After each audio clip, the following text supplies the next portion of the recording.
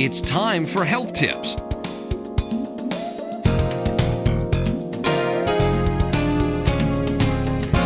Now here's your host, Dr. Alma Jenkins. Good evening. I'm Dr. Alma Jenkins. Thank you so much for watching, and this is Health Tips. Before we get really started, let me just remind you that we are willing to come to your church, your organization, and talk to you about a health topic. It could be anything. We're happy to come. My specialty is gastroenterology, but pretty much we can present you information medically on any subject that you'd like. If we think we need another specialist to come in with us, we can generally get that. So I think you'd be pleased, and we'd love to come to your organization. So just drop us a line at WHFL, and they'll get the word to us, and we'll be happy to respond to you. Also, we want to welcome those of you who may be watching for the first time. I want to encourage those of you who watch regularly to bring somebody over to your house to watch with you. And we'd love to have your comments on anything that we talk about. And for the dishes that we make, if you have a dish that you like that's healthy and you think we'd like it, send it in, drop us a line, and we'll make your dish and see if we like it. And we may invite you onto the show to either make that dish with us or just to be here with us when we do your dish. Because you can never have too many tasty, healthy dishes. You know how it is when you try a dish, it's supposed to be really healthy, but it tastes terrible? There's a lot of that out there. So the more healthy, good tasting dishes we can show you here on Health Tips, the better we like it, because that is going to empower you then to start doing that more for your families. I'm encouraging my audience to cook. I'm encouraging my audience to plant a garden. I started doing it, and I tell you what, I am hooked on a garden. And we've got to do something to combat obesity right now. So I'm really trying to curb that as well. I'm encouraging those of you who are overweight to start working on that. Don't beat yourself up. It's easy to happen, but do something about it. And one of the things that I'm offering to you tonight is a very wonderful dish that I made. We're not going to make it tonight, but I'm going to just talk you through it. And for those of you who have a busy schedule, you're running, you don't have time to go to the market and buy fresh stuff. I know the feeling, I've been there. But I was able to put together some cans of things. Now, I don't automatically say you shouldn't have anything out of a can, because there are some pretty decent canned things. But of course, if you can get fresh vegetables, fresh fruit, that is always better. And then next in line are your frozen vegetables and fruits. And then last in line would be something canned. But, sometimes we have to go in our pantry and get something canned for whatever reason. And so I found some canned products that made a wonderful soup. And so wonderful, in fact, I'd eaten at least half of it, but I decided to save some to just show you. And I wanted to show you the ingredients. Now, these cans look awful because two of them look pretty good, but the other one the top broke off it, so I had to try to open it using the can opener, and that was kind of messy.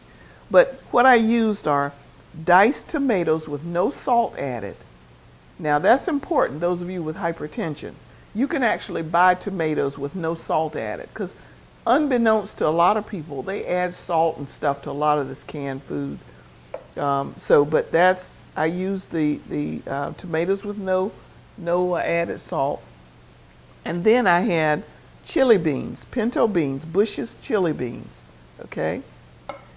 And for the first time, I combined it. Don't look at the can, it looks pitiful, but I combined it with artichoke quarters. Okay, those of you who like artichokes. Those of you who have never tasted artichokes, you got to get some. They're delicious. Okay, I took these three things, and that made the gist of the soup. Combined them in a pan, and then I added garlic powder, rice vinegar, and celery seeds. Now I don't have any more to show you because I used it all, but I also used some white wine vinegar. White wine vinegar. And I put all that together in here. Look at that now. It looks like pasta, but it's really not. And there was more juice in it before. I've eaten a lot of the juice that was in there. But it makes a wonderful soup.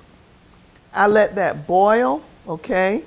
I put salt and pepper in it and some oil.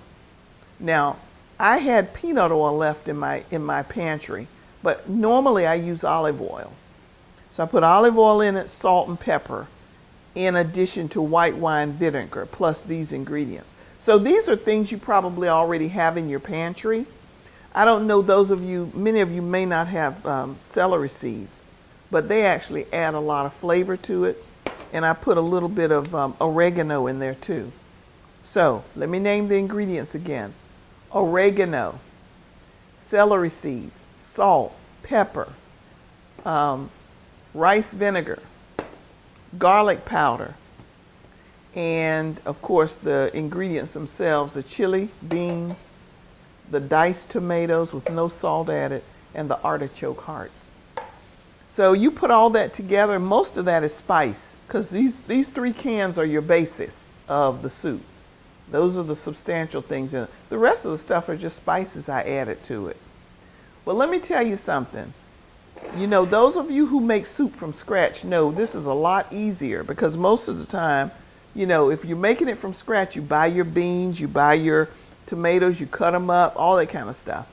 You just put this in the bowl, let it boil real nicely, and I'm telling you, it's delicious. It is a wonderful soup that you might want to try. Now, if you don't like artichoke hearts, or you've never tasted them and you don't want to try it, it's not in your pantry, tastes just as good without them. I love them, and so they added to it for me. But you don't have to have it. You can just have these two cans, the diced tomatoes and the chili beans.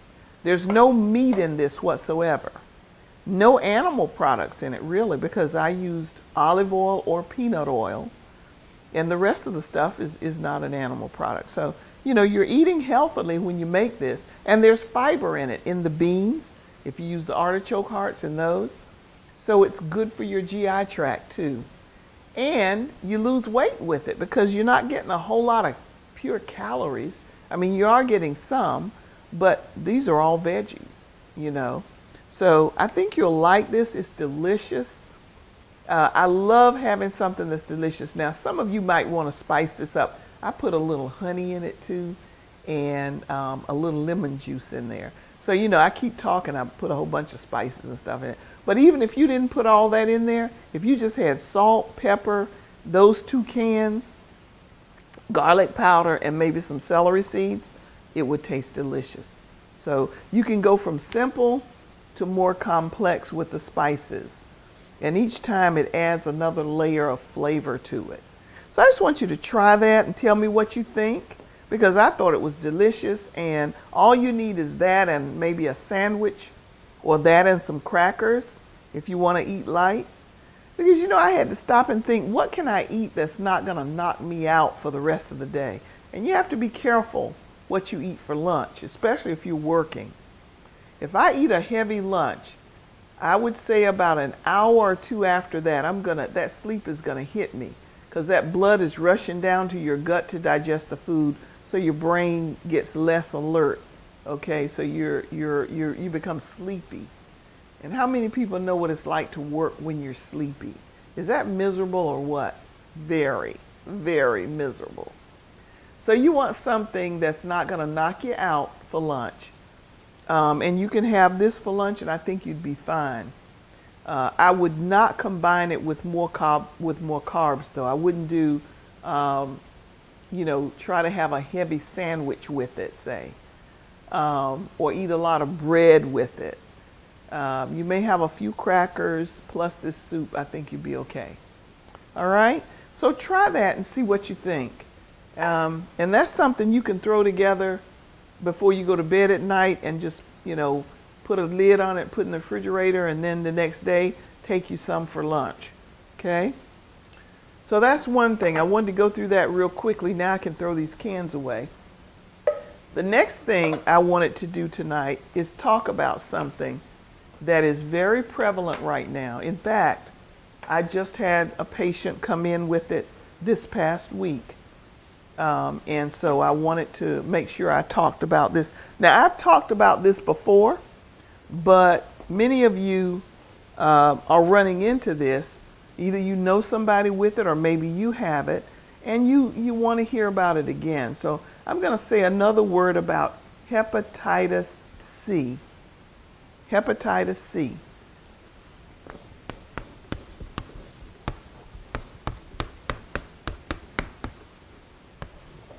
Okay? Hepatitis C is our subject. All right?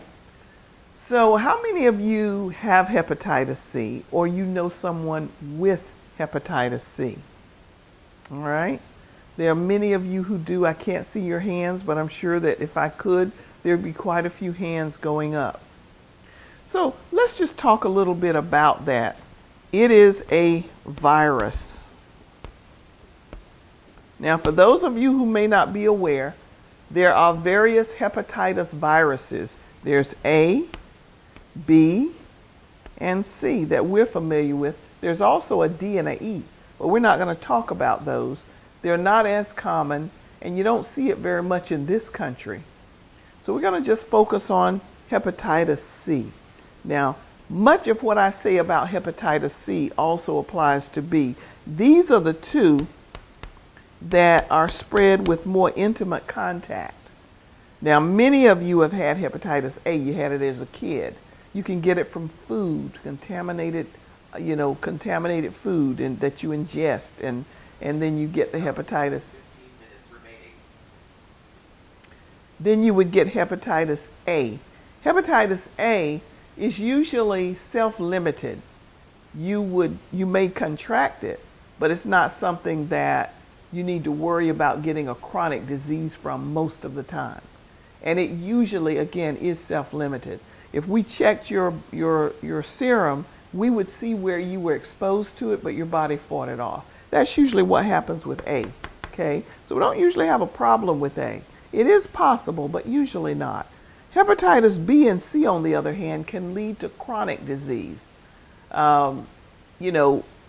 Most of the time it may not, but it could. And you get it from more intimate contact.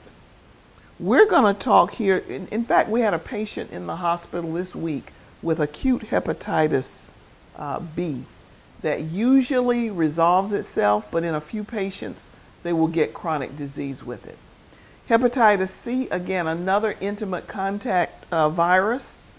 And we've made great strides with hepatitis C.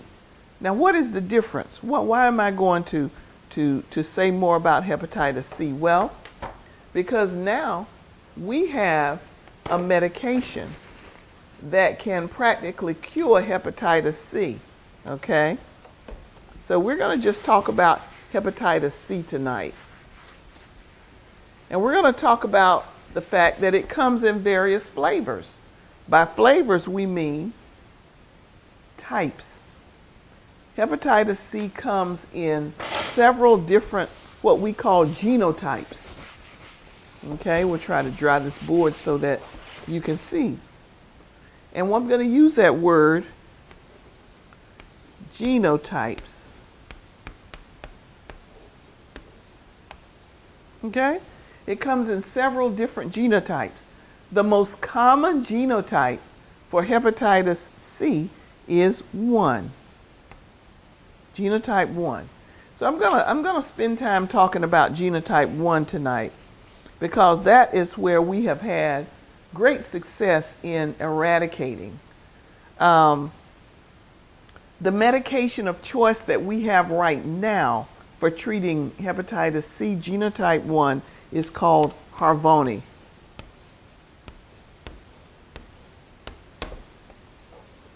Harvoni. Many of you are familiar with it. You've been treated with it. Harvoni has been very effective. Now, I'm not a Harvoni representative, but I'm just telling you that I would say 99% of the patients I've treated with it are cured. And that's a very, very satisfying feeling, not only for me as a physician, but for the patients, needless to say. So we have excellent treatment for hepatitis C now. And so if you know somebody with Hep C, suggest to them that they get treatment. Now, there are some complicating factors there.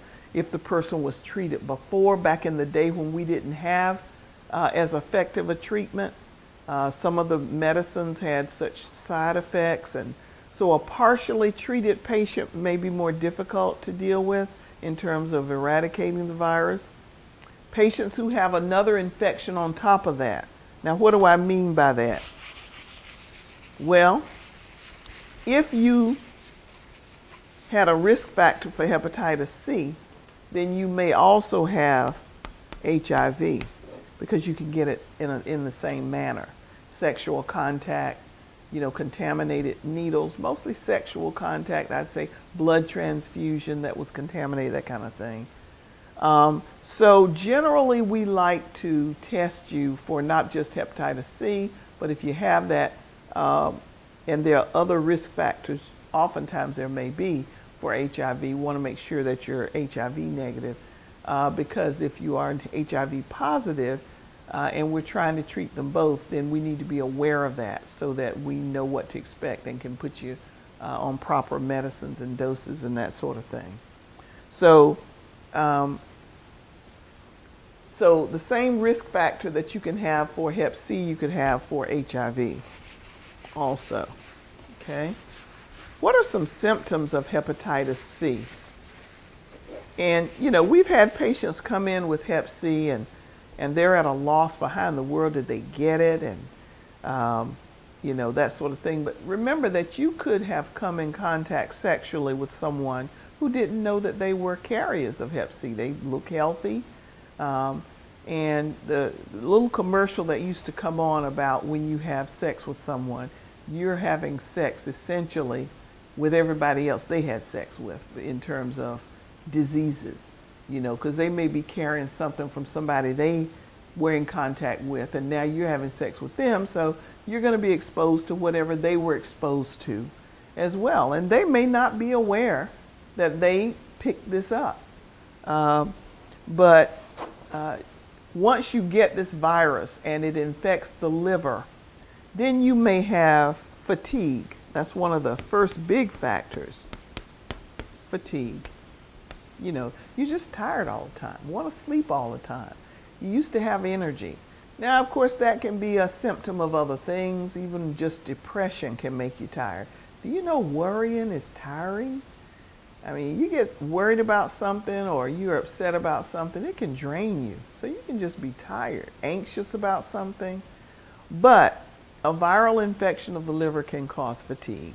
So I'm going to put that as probably one of the number one symptoms. As far as pain, it's not really painful per se, more so of the fatigue. Number two, when the disease really becomes at its height, you may notice some yellowing. May get yellow in the eyes. Urine can turn dark. Urine might look like Coca-Cola. Okay?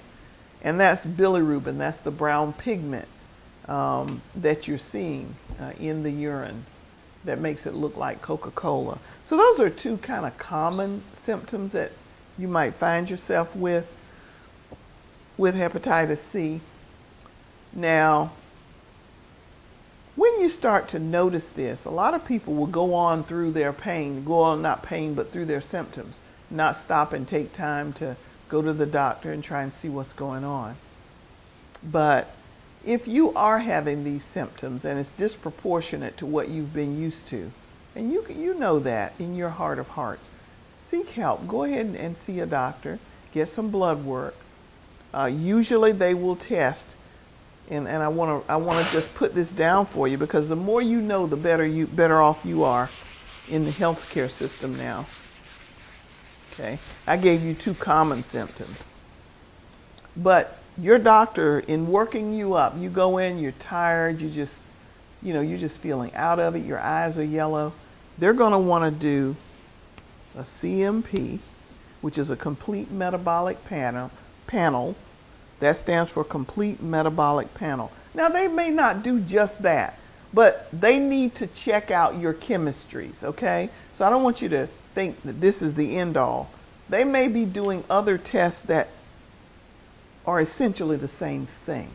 So that's why I want you to know what we're talking about. When we say complete metabolic panel, we're wanting to check your chemistries. And that includes your liver tests. Okay? So as long as they're doing that, that's part of the CMP. A CBC is a complete blood count. That checks your hemoglobin and your hematocrit, those 2 things. So that tells us if you're anemic or not, if your white blood cell count is elevated, that sort of thing. So they're going to do these 2 things. And if you're coming in feeling really tired, they're probably going to want to check your thyroid, your TSH. Okay? So I think if you know this, that helps you, because then you look like you know a little something. You say, well, when the doctor tells you what test they're going to order. How many of you ask the doctor what they're ordering? How many of you do that? I want you to try to be as informed about your health care as you can possibly be. Ask questions. Pay attention. Take a little notebook when you go to the doctor, okay? And always have a list of your medicines, because if you're not going to have a list of them, bring them with you, okay? And every time you go to the doctor, make sure that they review your medicines, because if they're going to write a note or prescribe something for you, you want to make sure they've looked at what you're already on.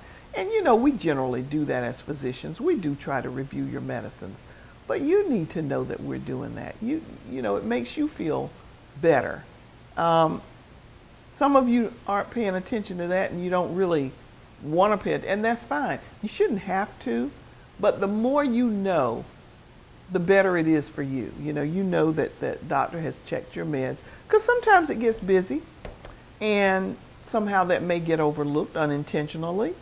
Some medicine doesn't go well together. Now, if your doctor has an office that's on the computer system, many times the computer will pick up that new pill they're prescribing clashes with some of the medicine that you're on already.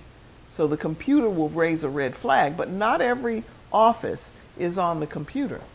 Some are still doing things by hand, still, dictating the charts and paper charts and that sort of thing. And I'm not going to knock that. It's just that they may not have the technology to tell them that prescription they just wrote is clashing with some other medicine that you're on. They may not be aware of that. So, just do your part and bring your medicine with you, or bring a list of your medicine. And before the end of your visit, just say, "Oh, doc, here's the medicine I'm taking," or, something to indicate that that your meds were reviewed. Years ago, we didn't have to, tell patients these kinds of things, because they were automatically done. And I would say most of us as physicians try our best to be as thorough as we can be. But, times are changing, and there's a real atmosphere of pressure for docs now to see a certain number of patients, and that means that they have to move. So occasionally something doesn't get said or done that was intended. So the more I educate you, the more you can help look out for yourself. So I suggest that you do that. Bring your medicines with you, or bring a list of your medicines. Usually the nurse is asking you that when she does the initial interview with you before you see the doctor. So she usually puts it down for the physician to see when they go into the office. Second thing is, bring a notebook to just write down things that you want to remember. You'd be surprised how easy it is to forget what your doc has said, by the time you get home. But anyway, so we talked about hepatitis C. We talked about some symptoms you can have with it, the excellent treatment that there is now for hepatitis C. But I caution you that with this drug, you cannot drink. So for those of you who have a drinking issue as well as hepatitis C, you will have to be off of alcohol to be treated with this drug. Also, it's very expensive. It's about $90,000 to be treated with for hepatitis C. So as you can imagine, most people have insurance that are treated. And there are some charity programs out there that you can be treated even if you don't have, but you know, it's more difficult for sure. So I encourage you, those of you who have Hep C or you know someone with Hep C, encourage them to go in and get an evaluation to see if they are eligible for treatment for Hep C. Now there are other genotypes and there are other medication formulations for those other genotypes, and the results are still very good for those as well. Okay? Now, we haven't had a chance to do as much exercise, so I want you to get your cans. I hope you had them right there by your chair, because we've got less than 2 minutes to finish this up. Okay? We've got like 59 seconds now. So I want you to get your cans, and we want to go out on an exercise while we're exercising, okay? 1, 2, 3, and 1, and 2, 3. I hope those of you who are listening tonight will make that soup that I just told you about and tell me how you like it. Tell me if you beefed it up a little bit and how that tasted. And then I want you to remember our talk on hepatitis C, and I hope that you will pass this along to someone that you know so that people can come in and get treated. We didn't say everything I'd like to say to you about hepatitis C because we're running out of time, but I do hope that that helps some. Thank you so much for watching. I'm Dr. Alma Jenkins. This is Health Tips. Good night.